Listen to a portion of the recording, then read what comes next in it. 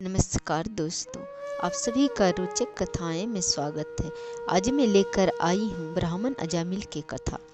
ब्राह्मण अजामिल कभी कोई सत्कर्म नहीं किया था, जीवन भर पाप ही पाप किया था। किंतु भगवान श्री हरि के नाम लेने मात्र से उसका सारा पाप नष्ट हो गया और वे परम धाम को प्राप्त किया। ब्राह्मण अजामिल ने कुल्टा दासी को पत्नी बना लिया था। न्याय अन्याय से जैसे भी धन मिले वैसे प्राप्त करना और उस दासी को संतुष्ट करना ही उसका काम हो गया था। माता पिता की सेवा और अपनी विवाहिता साध्वी पत्नी का पालन भी कर्तव्य नहीं समझता था। यह बात उसे सर्वथा भूल चुकी थी। उनकी तो उसने खोज खबर ही नहीं ली थी। संयम न रहा, धर्म विचार गया और करणीय अकरणीय का ध्यान भी जाता रहा। अजामिल ब्राह्मण नहीं रहा, वे मलेच्छ प्राय हो गया। पापरत पामर जीवन हो गया उसका और महीने दो महीने नहीं, पूरा जीवन ही उसका ऐसे ही पापों में बीता। उस कुल्टा दासी से अजामिल के कई संतानें हुए। पहले का क्या हुआ पुण्य सहायक हुआ। किसी सत्पुरुष का उपदेश काम कर गया। अपने सबसे छोटे पुत्र का नाम अजामिल ने नारायण रखा। बुढ़ापे की अंतिम संतान पर पिता का अपार मोह होता है। अजामिल के प्राण जैसे उस छोटे बालक में ही बसते थे। वह उसी के प्यार दुलार में लगा रहता था। बालक कुछ देर को भी दूर हो जाए तो अजामिल व्याकुल होने लगता था। इसी मोहग्रस्त दशा में जीवन काल समाप्त हो गया। मृत्यु की घड़ी आ गई। यमराज के भयंकर दूत हाथों में पास लिए आ धमके और अजामिल के सूक्ष्म शरीर को उन्होंने बांध लिया। उन विकराल दूतों को देखते ही भय से व्याकुल अजामिल ने पास खेलते अपने पुत्र को कातर स्वर में पुकारा, नारायण नारायण। एक मरना आसन प्राणी की कातर पुकार सुन सदा सर्वत्र अपरमत अपने स्वामी के जनों की रक्षा में तत्पर रहने वाले भगवत पार्षदों ने और वे दौड़ पड़े। यमदूतों का पास उन्होंने छीन भिन्न कर दिया, बलपूर्वक दूर हटा दिया। यमदूतों को अजामिल के पास से बेचारे यमदूत हक्के बक्के देखते रह गए। उनका ऐसा अपमान कहीं नहीं हुआ था।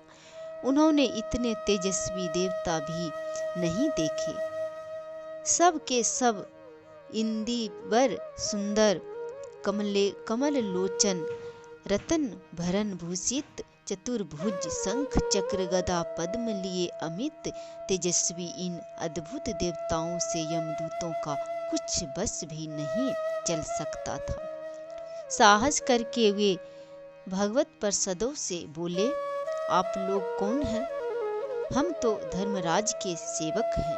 उनकी आज्ञा से पापी को उनके समक्ष ले जाते हैं। जीव के पाप पुण्य के फल का निर्णय तो हमारे स्वामी संयमनी नाथ ही करते हैं। आप हमें अपने कर्तव्य पालन से क्यों रोकते हैं? भगवत पार्षदों ने तनिक फटकार दिया, तुम धर्मराज के सेवक सही हो, किंतु तुम्हें धर्म का ज्ञान ही नहीं। यह जानकर या अनजाने में ही जिसने भगवान नारायण का नाम ले लिया वह पापी रहा कहाँ।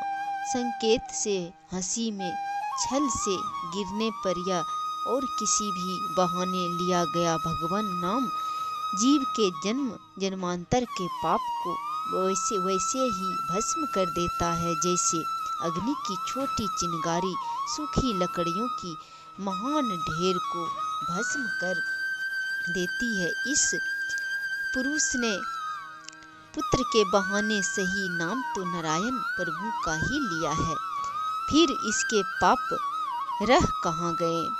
तुम एक निष्पाप को कष्ट देने की धृष्टता मत करो। यमदूत क्या करते हो? वे अजामिल को छोड़कर यमलोक आ गए और अपने स्वामी के सम्मुख हाथ जोड़कर खड़े हो गए। उन्होंने उन धर्मराज से ही पूछा, स्वामिन क्या विश्व का आपके अतिरिक्त भी कोई शासक है? हम एक पापी को लेने गए थे। उसने अपने पुत्र नारायण को पुकारा, किंतु उसके नारायण कहते ही वहां कई तेजोमय सिद्ध पुरुष आ पहुँचे। उन सिद्धों ने आपके पास तोड़ डाले और हमारी बड़ी दुर्गति की। वे अंततः कौन जो निर्भय आपकी भी अवज्ञा करते हैं, अवहेलना करते हैं। दूतों की बात सुनकर यमराज ने हाथ जोड़कर किसी अलक्ष्य को मस्तक झुकाया। वे बोले, दयामय भगवान नारायण, मेरा अपराध क्षमा करें। मेरे अज्ञानी दूतों ने उनके जन की अवहेलना की है। इसके पश्चात वे दूतों से बोले, सेवकों, समस्त जगत के जो आदि कारण हैं, सृष्टि स्थिति संहार जिनके भ्रूभंग मात्र से होता है, वे भगवान नारायण ही सर्वेश्वर हैं। मैं तो उनका क्षुद्रतम सेवक मात्र हूँ। उन नारायण भगवान के नित्य सावधान पार्षद सदा सर्वत्र उनके जनों की रक्षा के लिए घूमते रहते हैं। मुझसे और दूसरे समस्त संकटों से वे प्रभु के जनों की रक्षा करते हैं। यमराज ने बताया, तुम लोग केवल उसी पापी जीव को लेने जाया करो जिसकी जीभ से कभी किसी प्रकार का भागवत नाम न निकला हो, जिसने कभी भागवत कथा न सुनी हो, जिसके पैर कभी भगवान के पावन लीला स्थलों में न गया हो, अथवा जिसके हाथों ने कभी भगवान के श्री हरि विग्रह की पूजा न की हो।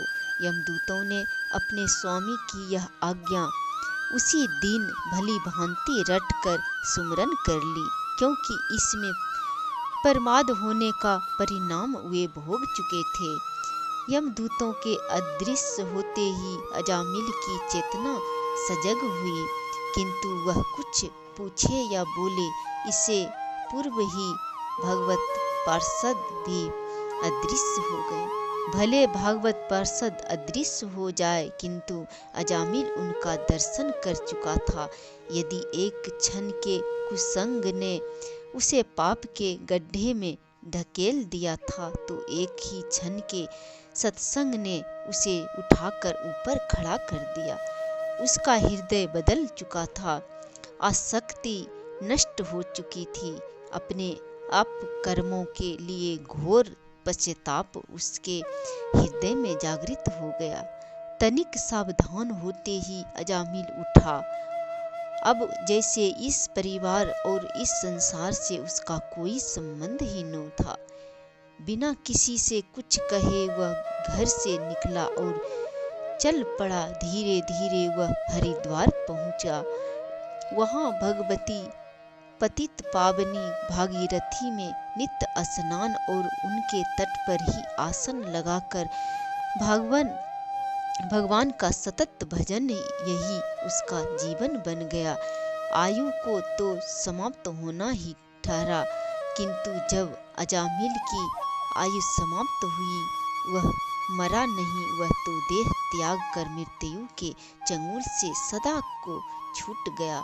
भगवान के वे ही पार्षद विमान लेकर पधारे और उस विमान में बैठकर अजामिल भागवत धाम चला गया। यह कथा श्रीमद् भागवत पुराण में वर्णित है। मैंने